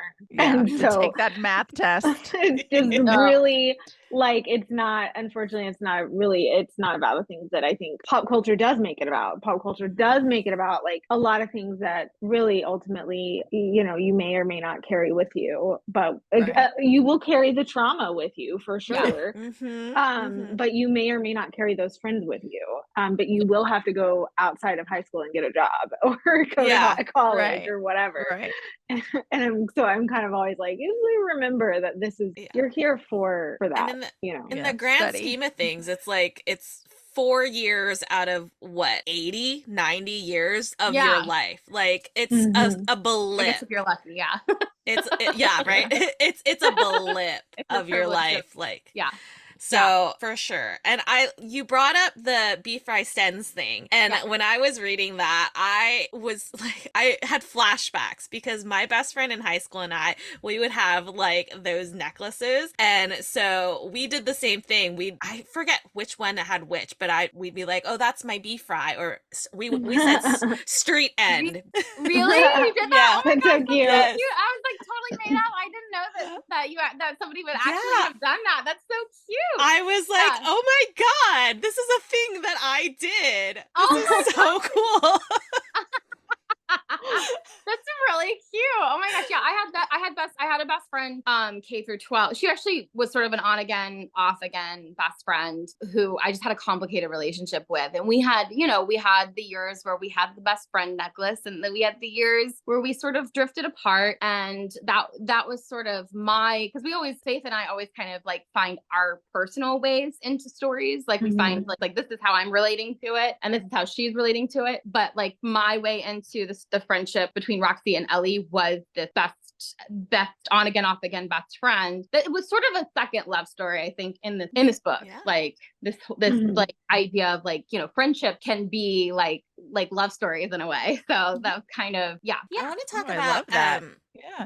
Y'all's writing process. Like, what is it like writing as a duo instead of as like, I mean, an individual? And do you clash at points, or do you like sit down and you get the beats and you're like, okay, we're gonna split it up this way? Like, how does it work? I'm very curious. Well, I mean, it's definitely evolved over time, because so when Ellie was first being written, it was being written chapter by chapter on Wattpad, and that was many years ago now. And we had not written anything together, so and we did not like plot the story out. We sort of had an idea of what it was going to be in our heads, and we knew we would like talk about where we were heading, but we didn't have an outline. We didn't have that. But now, back then, we were total dancers, like about it at the time, because that was the way that it happened, and very much like. But when you become like kind of a professional author, you do have to develop a process that you can, because you're then like trying to sell to your option book, the next book that you're going to sell, and so you have to learn how to outline, and that is something that we have done. We have really basically everything we write now is off of an outline, and it is, but we still do the same process that we did from Ellie, which was one of us will draft the chapter or words depending on how we're doing it, because we like to we'll change it up depending on what's going on, what we're feeling like is going to work, and the other will like go through and revise / like add their voice into it so that it's cohesive, and then we move forward. So we do not like each take a different character or different chapters. We are both writing everything, I guess, kind of. And back when we did Ellie, we were writing it over time. I think we wrote it over the course of like 10 months or something. And we were back then we were doing like each doing a chapter, and then but we would like, it was getting it ready to post. So we actually sent it to a copy editor, Sarah Byron, who's also an author and professional copywriter, or copy editor, not copywriter, sorry, copy editor. And so we each wrote a chapter, and then we would get it ready to post. So it was kind of like each chapter back then, which is so fun. I wish we could do this like all the time, but like it was like an episode of a TV show. Like we would post a chapter, and like we would write the next chapter, and then we post it. We tried to post it weekly. And like Faith said, like now our process has evolved because we're like not posting, we don't have to do a chapter each. So we maybe pick 1,000 words or 2,000 words. Sometimes we'll like get into a flow, and like each of us will do like 3,000 to 5,000 words, and then like switch. But it's like write forward and switch. And when we switch, we always go backwards, obviously, and we're reading everything, we're adding in stuff, like taking things away, whatever is like needed for it to move forward. So and by the time we're done with the first draft, it's multiple drafts kind of, because we're each going through it. So, and then in the editing process, we each take things to edit. Yeah. So that's that's where we do the kind of like, you do this, I'll do this, and like split off and just do stuff. And then we kind of look at it, see what we think. And if we're all happy with it, we move on. It is so fascinating. It is. Because let's take it. Yeah. Oh, you had. Sorry, I just want to say, and then you also asked, I just want to answer the question, do we clash? We actually really don't. The only time, there's only been a few times where we've disagreed on something, and usually usually the person who's more passionate will just win. You care more. So there you go. But they've not been like disagreements that are like fundamental. I would say I think they've been pretty minor in the grand scope of the story. I think if it was a fundamental disagreement, that would be a lot harder to resolve. But we've never because we both really have we both go into the story with like a lot of the same fundamental ideas about what makes a good story, and so we're not like coming at it from really different angles, and I think that helps. But yeah, so like easy disputes that are just like, I really want to do it this way, and okay, like, we're gonna do it that way. Taking it back to high school, I was the kid who hated like any group project because like I was so afraid that like the other person. So I'm a control freak psychopath now. So I don't know how people co-write. I would love to do it one day, but I'm like, oh my God, I don't know that I could relinquish control enough to. Yeah. Yeah, I was that too in high school. Like I was like the group leader and I like would take over and whatever. I would say that we're both equally control freaks. Controlling. Yeah. So it kind of ironically, because like, the problem in school was that you didn't trust the other people to do a good job and to do it the way that you would do it. And I think that, and you also didn't get to choose the groups. Yeah, that's a good point. That's a very good point. We got to choose each other, and we like trust each other to like write really well and to give 110%. So like that kind of that's a really good point. Yeah. It makes a difference for sure that you're like you get to say in who the partner is, and I never really thought about that. I was just like, how do you do it? But if it's if it's somebody that you pick and you trust and you know that they care as much as you do, it's not like Chad from science class who's not he's gonna show up smelling like weed and he's not gonna have done anything, and you're gonna get a B when you should have an A. I mean, both of us like threatening people to do their job. Sorry. Personalities in high school. I did not care about grades in high school. Me preaching to my son about like education is hilarious because like I did not care at all when I was at that age. But I fight that. I am extremely high achiever as now. And so it's interesting because like Victoria was definitely a good student, I would say. And so it's not a surprise that, she would be a good student of the writing process. But I think it doesn't matter if you care about it, you're going to care about it and you're going to do really well. So like, no Chads there here. Was also the kids in high school who just weren't they just weren't into it. Maybe it was math, maybe it was English, but they just weren't into the subject. Sometimes people are just good at what they're good at. And so I think like, in our case, like we came together really good at something or feeling like we were really confident in something that, I don't want to like, say, oh, we're good, but like we are, we feel good at something that we both, and so I think, but I do remember threatening, I had this project that was like, somebody had to make a map of Finland, or say to draw a map of Finland. And I remember this kid did not do his homework, and I threatened him. I was like, you better have this map drawn tomorrow. I am counting on you. Can you do it? Like, he was like, yes. And he had his map. Like, he had it. He came back with I got the no homework kid to do his homework. So I couldn't do it. I couldn't draw the map of Finland. I couldn't. So I'm also like that, Mandy. Oh my God. And then so this is like a complete aside, but I had the worst thing happen to me. We had this teacher, she was terrible. She was a biology teacher, and she assigned us this project that was like 40% of your grade. And it was a nightmare. It was like 100 questions, and each question had like A through Z sub questions. And she marked me and another girl. She gave us like a 50 because we both used the heart as our bullet point. And she said we cheated. None of our work matched, but she still knocked off and said that we were plagiarizing and we worked together and cheated. And it's like, I don't see, that is the situation that would have ended me up in school. That's the kind of stuff that I was getting sent, because like, if I would have even been involved in the scenario, like I wasn't you or the other girl, and I would have been like, excuse me, they are telling you that they are not, and then I would have gone to detention. That's where that's where needing the confidence came in, because I was so terrified to tell my Yes. parents that I had Mhm. such a bad grade on it, because my parents would have raged. They would Yeah. have gone up Oh, there and been like, no. show me where the plagiarism is. Like, show me where Show she me. fix this grade now. But I Yeah, was that's not so what afraid to plagiarism tell them. That's Yeah. not how Like,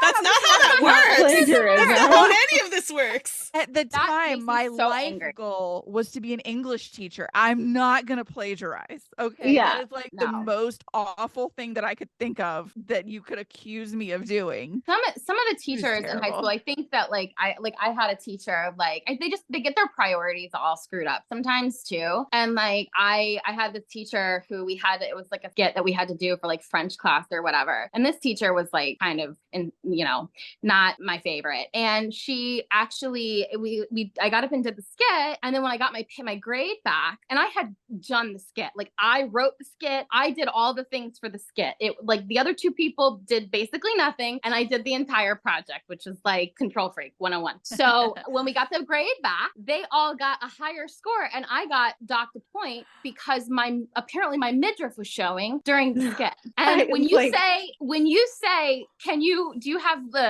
can we bring the confidence that we have now back to high school? Oh, That's when you kick over a desk. Rip that teacher a new one. oh Yeah. my God. When the first time Victoria told me, because she's told me that story before, and I was like, oh my gosh, I would have lost it for you.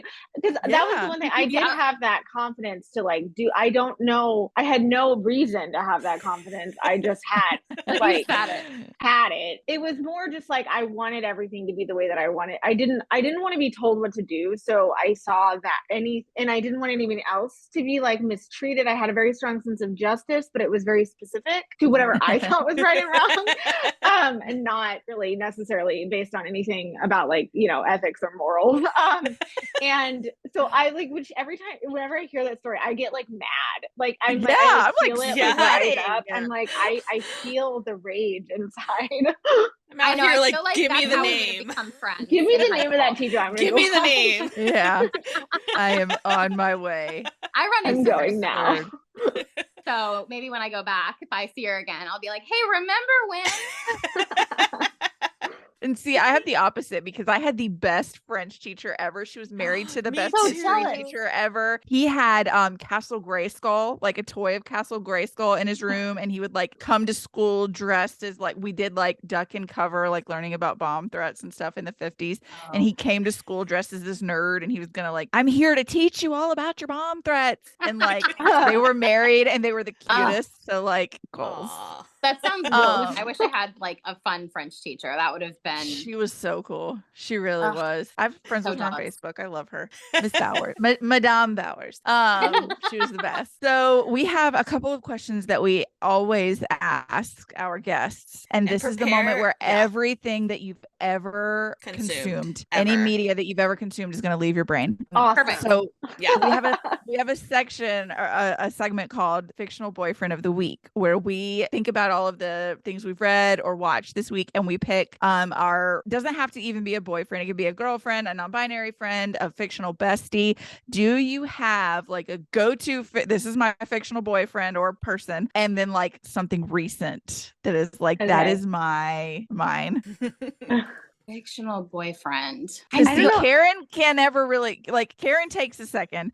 Mine is locked and loaded, ready to go. He's not changing. He's not going anywhere. Who's yours? I want to know who yours is. I feel like Aaron Warner from Shatter Me is my favorite fictional man forever.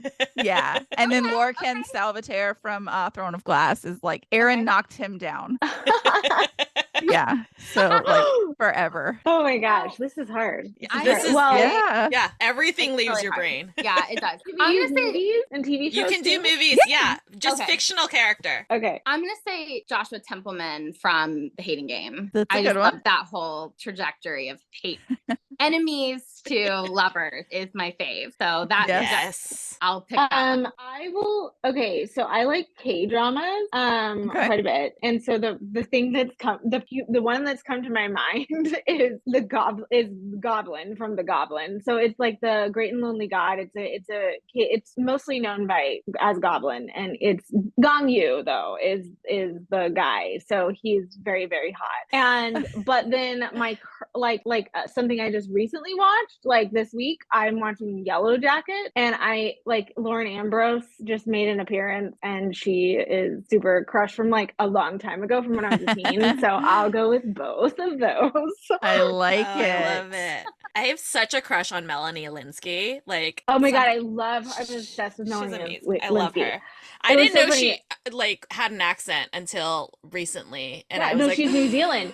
So ugh. she's from New Zealand. You know, her first movie was Beautiful Creatures with Kate Winslet, which was Peter Jackson, which was based on a true story, which is it's very dark. It's about matricide, but Oh my God. so that's a different genre. But that was the first thing I ever saw her in, actually. Oh wow. Yeah, I don't remember what I saw her in first, but I just have such a crush on her. I love her. Yeah, she's Yeah. amazing.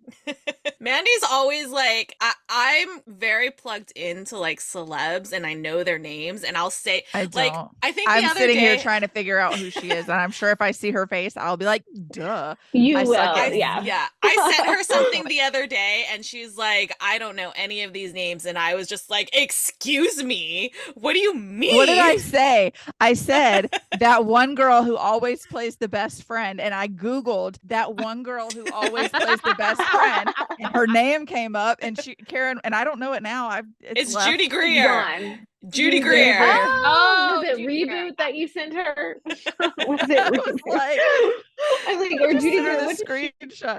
Judy Greer's in something. I just saw Judy Greer in something. She Yeah, was and she in- does. You're right. yeah. She does always play the best friend. But yeah, She's I great. just Okay, all right. Now I need to see her. Say her name again so I can Google Judy it. Greer. No, No, it's Oh, your Melanie Melanie- Linsky. Melanie Linsky. It's Lyn something. Skey. Yeah, sure. Yeah. Yes, she's in Sweet Home Alabama. Oh And my ever gosh. You have a after. baby in a bar. Yes. She's in Ever After. She's one of the sisters. But she's like the ninth Oh, stepsister. wait, is she in The Last of Us? Yes, she's in The Yes. Last of Us. Okay, She's- okay. yes. That's who. Yep. That's what. Okay, that I do know that I person. never I'm would the have same known her way though. name. I don't do names. Never. I'm terrible with names, but like faces sometimes. I'm still Yeah. bad at faces, but once I see the face, I can get there. Karin watches all of like the award shows, and she's like, "This person looks so great," and I'm like, "I'm waiting for TikTok to show me their faces because I don't know. I don't know." Unless Every somebody, time- like, I know all the celebrity names. I know like random facts about people that I probably shouldn't know. Like Melanie Linsky, I know because I'm also like when I get into something, I get like really into it. Like I Me get too. obsessed. Yeah. And so like I got into Yellow Jackets, and then I was like, I love Melanie Linsky. She is so cool. And then I was like looking at, and she was on like Drew Barrymore recently, and she's like married to Jason Ritter, who like was John Ritter's I didn't know that. son. Yes. Yeah, I know like a lot of I could like Yeah. quiz me on Melanie Linsky.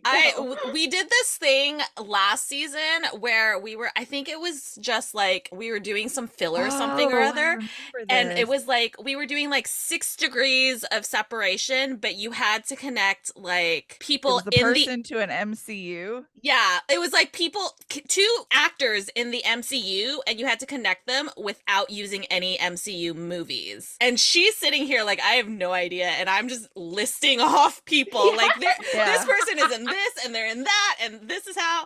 And it's I am an airhead. The amount of celebrity it's just, like, names that's and not the information I know. information. Yeah, it's Yeah. just like it's like I grew up like really like wanting to be an actress and like all of that stuff. So like I think it sticks with you, like where you're just like, these are things that I care about, and I still like care about it. I don't know. Like it Yeah. just is. Yeah. I'm glad But it's then not if just you me. ask No, Karin about you're a not fictional alone. boyfriend of the week, like when someone is like, hey, who are y'all? It's because we don't really know. I can answer for her before she can answer for her. It's true.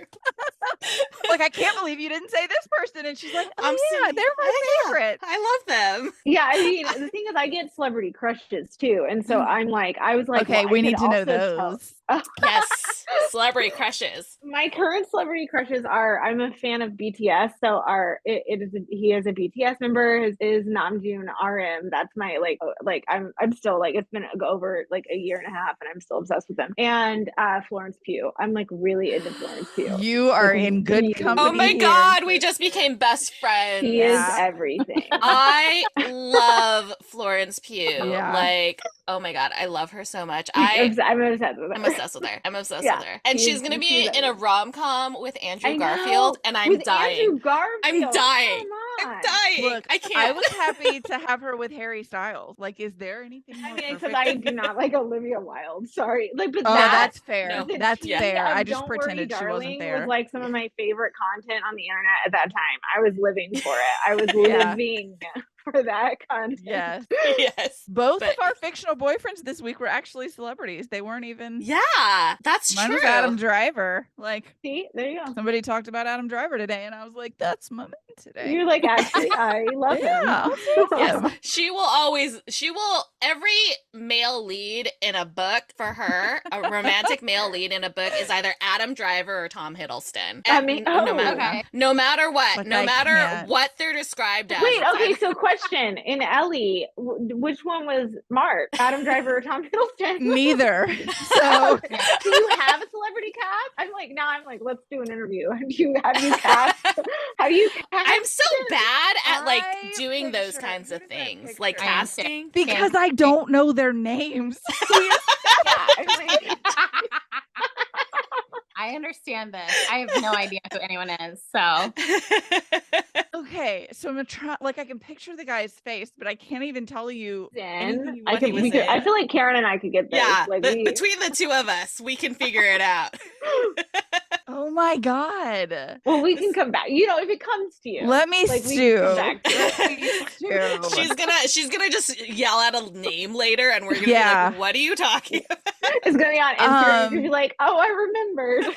We need Victoria, we need your celebrity crush lately. lately, Yeah. okay. So if it's celebrity, I mean I just saw the Dungeons and Dragons movie last night, and I just think I need I to just go see it. I love Chris Pine. I can't help it. I just think he's so cute. Like he's so witty, and he always just makes whatever movie he's in. Like he made Wonder Woman for. I mean, obviously Gal Gadot, like you know she's the best. Yes, but yeah, like he's he amazing. also like as like a kind of like a love interest. Like he also made that movie for me. So I just love me some Chris Pine right now. He's good. He's good. Yeah. He's a good choice. He Yeah, that's also the was in current- the Don't Worry, Darling drama. So that was Yes. also Chris Pine was involved. Got spit Got on. spit on.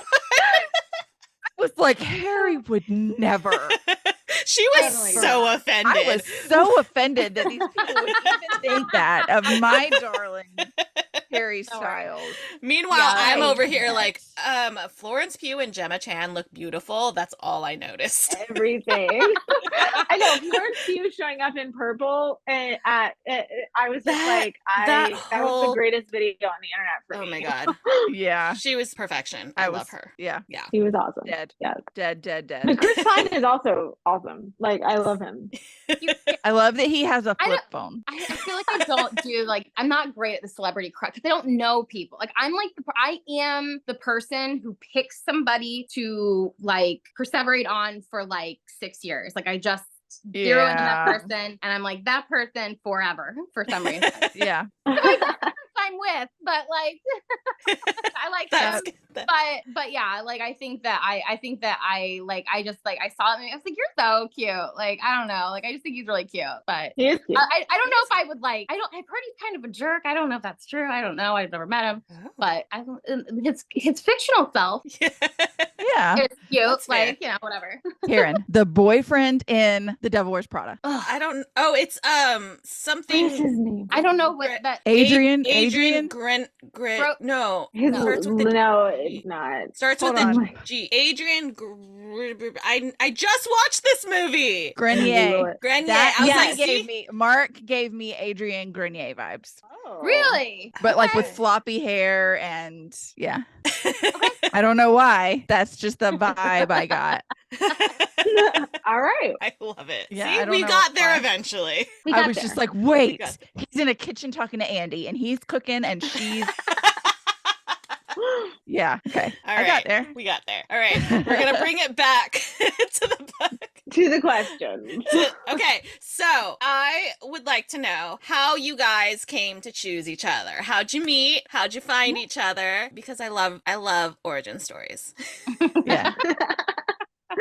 Who wants to take it? Oh, you and me.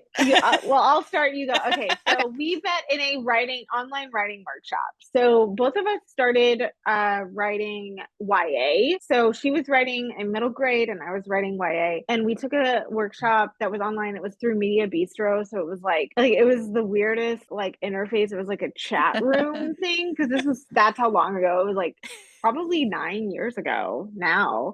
And that Nova Rinsuma was teaching. She is a YA author. She writes kind of paranormal horror type stuff. And that's how we met in the class, and we both really liked each other's writing. So that was sort of how we started talking, but we also both had a screenwriting background. So we, at the time, Victoria was, I think you were working on a short film series or working on some kind of digital something, and you ended up Great moving Club, to. I think. Yeah. Yeah. A web series that I was working on in Ohio that then I moved here to California, to Los Angeles. So we bonded over our love of movies as well as books. Yeah. And we took it out of the class and to email. And then it just sort of progressed. And at the time I was living in Texas and Victoria moved to Los Angeles during the class, but then eventually I also moved to Los Angeles with my family. And I don't know, kind of the rest is history, I guess. We didn't start writing together for a couple more years, but we became friends and then decided to write together. Oh, I love So- that. What is next? Are y'all working on anything now, either together or separately? And can you tell us anything about any? We love of secrets. above? So we have okay, yeah. Well, it's not super secret, so sorry to this point, but we actually, so we also write horror together, YA horror specifically. And so our first book was actually called Horror Hotel, and it was like a group of YouTubers who go to a haunted hotel and discover they stumble upon a body. And so we actually ended up doing a sequel to that book called Cursed. And so we already did copy edits right after Ellie came out. We finished copy edits for this book, so that's going to come out next year, I think, possibly in the spring. Oh my So, god. yeah, spring. That's coming, and then we'll see. Fingers crossed. We still have possibilities of possible sequels. We don't know yet though, so we can't Say Ellie, anything yet. We'll have continuation. Karen of- is screaming. I'm now. okay. Y'all don't understand. I just read Horror Hotel this week. Oh my gosh. I think just yesterday. I think And so. oh my god, y'all, I loved it so much. And I was texting me. texting Mandy. I was like, I'm reading their other book and you need to read it too because her husband is a ghost hunter. Yeah, Nuh-uh. What? Yes. So cool.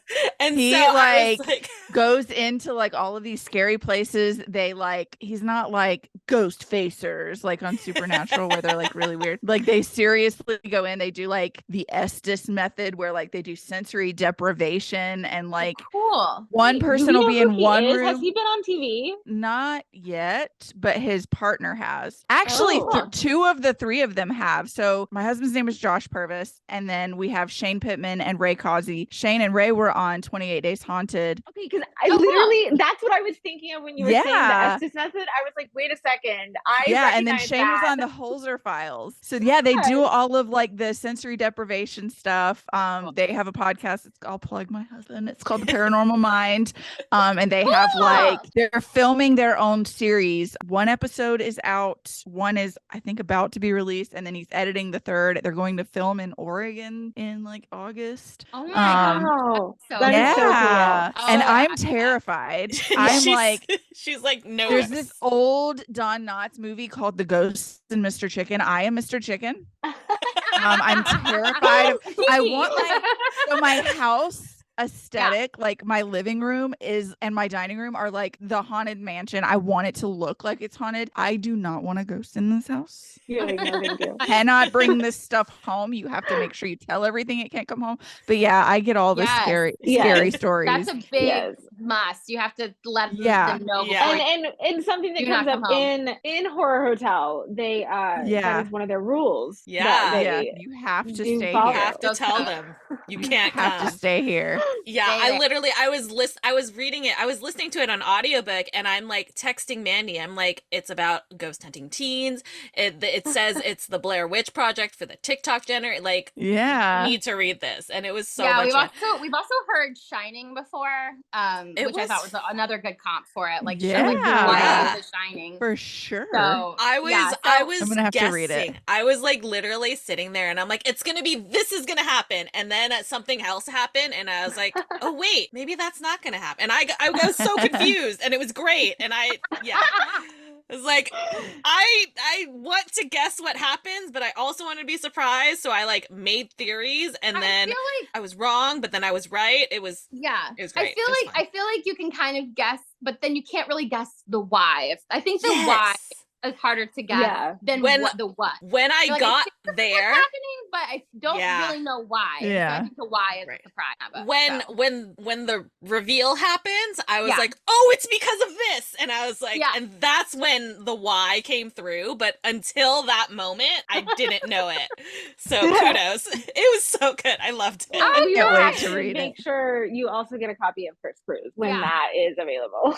Yeah. Yes. Oh my gosh. That is a continuation of the Ghost Gang. Oh my gosh. Oh and yeah, the cover as soon as you said that, I was like, I need know. to scream. Like, you would see me, I was like, oh, I'm so excited. The covers side by side. Sorry, I'm holding my drink. The covers side by side are gonna look so good together on a shelf. I am so excited because the artist for horror, the artist is like, the cover is like one of my favorite parts of these books, because we have this amazing artist who's literally featured. His artwork was featured in Guillermo del Toro's exhibit in MoMA. Oh my gosh! At the Museum of Modern Art in New York. Oh my god! Like, he's an incredible freaking art. I don't know how like they landed this artist for our stuff, but he's like so good. And like, I wish I could show you guys like the cover once. Hopefully the cover will come soon, but like the cover for the second book is just incredible. It's unreal. Like it's unreal. We were just like, how could you top Horror Hotel's cover, because it was so cool. It's gonna top it for sure. And it does. My god. Yeah, I can't wait. So excited. This is so exciting. Okay, speaking of future projects, this is the point where I will apologize and Mandy will not. I won't. No. But I'm sorry to inform you that now that you have been on the podcast, you are legally obligated to come back for all future projects. Yeah. Amazing. So, just FYI. We're there, dude. Always. We're happy to always come. and forever. Yeah. Yes. Oh, I'm so excited. This is so much fun. We've kept you so long. I'm so sorry. No, we're sorry. I'm not sorry because we've been having so much fun. I'm not sorry because it's so much fun, but like, yeah. I was like, oops. I looked at the time. I'm like, oh crap. I feel a little bad that I didn't have better fictional boyfriend answers for you guys. I feel like now you're gonna wake up at 3 a.m. and you're gonna be like, this person. Yes. Another thing, I was going to say one more thing about this. Like, the other thing is that I love the bad boys, and I don't want to date the bad boys, but I love them in the fiction. Yep. You know, I love them in the fiction, but I don't want them in real life. So that's part of my issue. Yeah. I mean, we both like the Darkling, even though he is bad news. All they had to do was call him the Darkling, and my niece tries to fight with me about he's a narcissist, he's controlling. I'm like, I don't know. You're right. He's been Barnes. I'm like, he's Ben Trying Barnes. to Ben save Barnes the is fine. Grisha. Listen, So hot. I the know. women need three Barnes: Ben Barnes, Bucky Barnes, and Barnes and Noble, and that's it. That's all we The need. trifecta. A Amazing. trifecta of the Barnes. The Barnes trifecta trifecta. of Barnes. There you go. But then I'm also like, this little child has watched the shows and she's trying to tell me that she knows something about the Darkling and she has not finished the Grishaverse books. Come back once you have finished. Where is it? Rule of Wolves. Yeah, Come come back back to me later. and discuss the Ma'am. Darkling with me after you finish Rule of Wolves. Then we can talk. Then we can All she cares about is Kaz Brecker anyway, so Yeah. she's blind. And Inej. She cares about Kaz and Inej, and that's it. So I'm blind. I'm blinded by the Like, Darkling. no. I know. Ben Barnes / the Darkling. The Darkling. So hot. Oh my gosh. Thank y'all so much. This is so Yeah, much this has fun. been Like so my much cheeks fun. hurt from laughing. I know. I know. It's so much fun. Everybody go order or pick up a copy of Ellie is Cool Now. It is Yeah. out. It is amazing. You It will is so love cool. it. Ellie is cool. Ellie is cool Come on now. now. She was always So cool. cool. He was always Be cool, real. but yeah. So go pick up your copy. Pick up a copy of Horror Hotel while you're at it because I there's will a be sequel doing coming. that. I'm so excited. There's a sequel coming. There's a sequel Yeah, coming. we'll be back next year. Like when Yes. when Chris Cruise comes out, we're back. We're coming back. Yes. Yep. Yay! I'm so excited. Perfect. Thank y'all so much. This is so much Thank fun. you. This is so Thank fun. you. It's been amazing. We'll talk to you guys soon. Yes. Bye. Bye. Bye. Bye. Oh my Oh gosh. my gosh, I love them. I love them. I love them so much. I love how like every single guest that we've like had on the podcast, I'm like genuinely excited for the next time we get to talk to them. Yes. And every week I'm like, I wish that they like we talk to them every week because I like know. all of our Every- guests I- have been so fun. It's been so much fun. And honestly, I just like, yeah, we just need everybody to come on every week so we can just talk to them Just all a the time. giant Zoom call. So Of much chaos. fun. It would be incoherent. I'm just saying. Oh my God. It would be so much fun. They were so much fun. We should do like a random episode where it's just like a variety show where we do like as many guests as we can get and just Oh see my what God. happens. Yes. This is so chaotic and I love it. I mean, are we not chaotic? I'm We are- chaotic. We are 100% chaotic.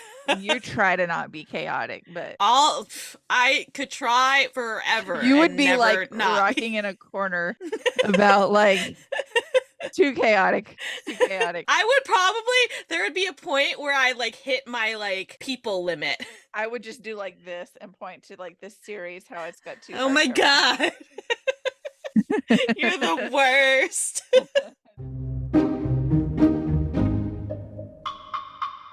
Do you have anything you're not anticipating anything? You've got such a boring future. I mean, I'm just meeting Robbie Couch and Adam Silvera tomorrow. You know, not internally freaking out at all or anything like that. I'm very That's so excited about that. exciting. It's very exciting. And then I'm going to the LA Times Festival of Books on Saturday, where I will be meeting Lauren in person. And I packed up my bag with all the books that I'm going to bring, and it is 13 books. It's good times. But you know, that's how I do it. Did you decide to drive or fly? Because I need to gauge my level of worry. We're driving. Oh, I'm worried. Well, because the prices like shot up. Like it was I gonna be hate when that happens. it was gonna be $400 each Oh my gosh. per person. So it was That's gonna be insane. yeah. I was like, I'm not paying $800 for us to No. fly down to LA. I'm going No. I'll be fine. She can sleep in the car. I'll make the drive. We're staying with a friend, and I was like, hey, we'll get there at like 2 a.m. She's like, I'll be asleep. Just text me when you get here. I'll let you in. I'm like, it's Yeah. fine. It's Yeah. fine. And so yeah, and as we know, I don't sleep very much anyways, so I'll be fine. That's true. I I'll put just- you in the same bucket as myself where I'm like, I would die. I would literally drive off the road falling asleep. Like I couldn't. yeah, no, Okay. I'll chug some coffee and I'll be fine. So Yeah. it's fine. And then next week, Lizzie Olsen's new miniseries series premieres, and I'm excited to see her back on my screen. I love her. It's called Love and Death, and it premieres on HBO Max on the 27th. And then I will be going to Yale West next weekend. I'm doing the Friday preview, which Chloe Gong was just announced to be also attending that, which is very exciting. And then obviously all day Saturday. So I'm anxious and excited and good times. Good times. I'm afraid to pack my books for that event, but it'll be fine. It'll be fine. Get a wagon. I'm gonna use my daughter's suitcase that I got while I was with you. Yeah. Pack them all in there. Because drive I that around. carried a big backpack and I regretted it all Yeah. day. And my husband was like, bring this wagon we got for the beach. And I was like, I'm not gonna do that. And then I get there and everybody's got Everybody's wagons. doing And I that. was like, oh, Yeah. I was an idiot. Yeah. Should have done the wagon. So Yeah. I'll have the suitcase is my plan. Okay. Awesome. Yeah. So that and our interview next week. I'm so excited. Do you want to tell everybody it was your I interview? know. We're talking to Logan with Once Upon a Book Club. We've been talking about Once Upon a Book Club since like day one Yeah. on the podcast. So we've got our buddy Logan coming to talk to us. I can't wait to talk to her. It'll be so much fun. Yeah. Yay. Yeah, that is very exciting. It's very exciting. I am very looking forward to, I say this a lot, but this is actually going to be true. The twins have gone back to their dad. I am actually going to relax this weekend. Saturday is record store day, and my husband and one of our best friends are like vinyl heads. They love records and all of that, so they are going, but I'm gonna stay in the bed. And then Sunday, Josh is recording the Paranormal Mind podcast all day because they do like batch episodes, because theirs is more like story driven than like, what did you do this week? Right. And so like he's gonna be gone all day Sunday too, so I'm like, I'm gonna be the biggest vegetable this world has ever seen. I love it. And then my May 5th bookstore date, I can't. I'm so ready for bookstore date. I'm so excited for you. I can't wait. That's it. I think it's spiel That's time. everything. Oh my Hey, goodness. All time right. flies. Yeah. Our timey-wimey section tells us how quickly For real. time flies. Anyways, Ugh. y'all, if you enjoyed the episode, please like, follow, and subscribe wherever you are listening to us. Please also follow us on social media. We're on Instagram and TikTok at The Incoherent Fangirl, at Incoherent Girls on Twitter, because Twitter is the Boo, worst. Twitter, you suck and we don't love you. What she said. Please also like our Facebook page and then head over to our website, theincoherentfangirl.com, where you can also stream all of our episodes as well as read our blog, which has many, many, many, many book reviews.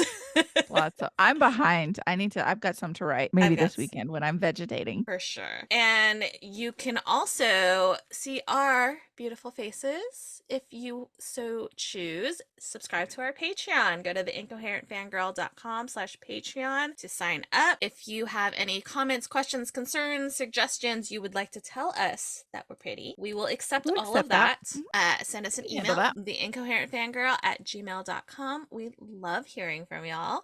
And one last way to support the podcast, you can rate and review on whatever podcast platform you are listening to us on. We would love that as well. Yes, we would. She is at Mandy Perv on all the things. And she's at Ms. Made in China on all the things. And once you have followed us on social media and the podcast on social media, you can head over and do some self-care and some shopping by visiting our internet besties. Start out at herecomesthenerd.com, use code FANGIRL, and you'll get 20% off your first order. Then head over to onceuponabookclub.com. We'll be talking to Logan next week, and I'm so excited. And use code Mandy10 for 10% off. And then you're gonna want some tea to cozy up with all of your new goodies. So head over to grimoiretea.com, use code FANGIRLT to get 10% off your order. But remember, there's no I in fangirl. It's FANGRLTEA. And last but not least, you've got to read the Fire and Starlight Saga. I don't make the rules. I just enforce them with these hands. So